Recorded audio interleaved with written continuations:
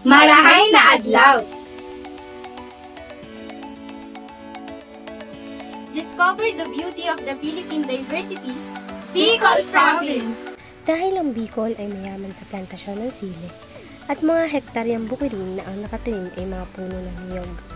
Kaya naman, ito ang karaniwang pangunahing sakap sa kanilang mga iniluluto. Bicol Express at laing ang pinakakilalang putahe na nagmula sa Bicol. Bicol Express ang pinakasikat na putahe sa Bicol at ang mga pangunahing sakap nito ay baboy, sitaw, gata at sili.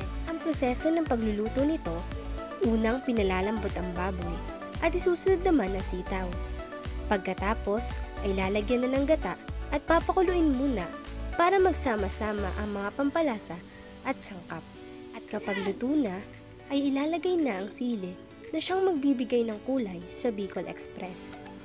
Kung sa lasa ang pag-uusapan, nangingibabaw dito ang lasa ng sili at ang tamis ng gata na napakasarap sa kanin.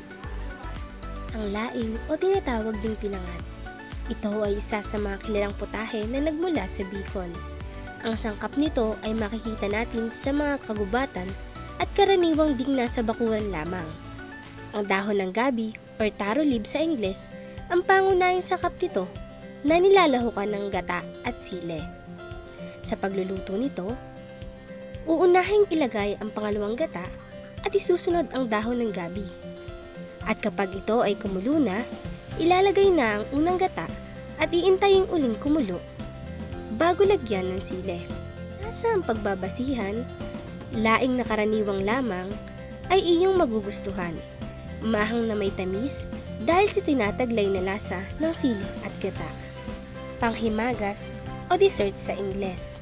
Ang panghimagas ay kinakain o matitikman natin pagkatapos kumain ng pangunahing pagkain o kadalasan ay kanin. Puto bukayo ay isa sa sikat na panghimagas sa Bicol. Ito ay gawa sa giniling na malagkit na bigas na may bukayo sa loob. Ang pamamaraan ng pagluluto nito ay pinaiinitan sa singaw ng usok ng kumukulong tubig, steam sa salitang Ingles. Ang lasa nito ay kakaiba sa karaniwang puto, pero nakakamukha nito ang karaniwang puto. Ang tekstura ng puto bukayo ay parang mochi na nagmula sa bansang Japan. Ang nagbibigay lasa sa puto ay ang bukayo sa loob nito. Inumin na sikat sa Bicol. Nakapapawi ng uhaw sa matinding init ng araw. Pineapple juice. Isa sa inihanda naming inumin mula sa Bicol ay ang pineapple juice. Dahil ang Camarines Norte ay kilala sa bansag na Queen of Pineapple dahil maraming pinya ang nakatanim sa mga hekta-hektaryang lupa sa lungsod na ito. Buko juice ay nagmula sa natural na sabaw at laman ng buko na nagbibigay ng vitamin A na siyang sumusuporta sa puso, baga at naglinis din ng ating mga lamang loob. Ang buko rin ay kilala sa tawag na water of life dahil sa natural na tubig na naibibigay ng bunga nito. Natural na tamis, makapapawi ng inis sa init ng panahon.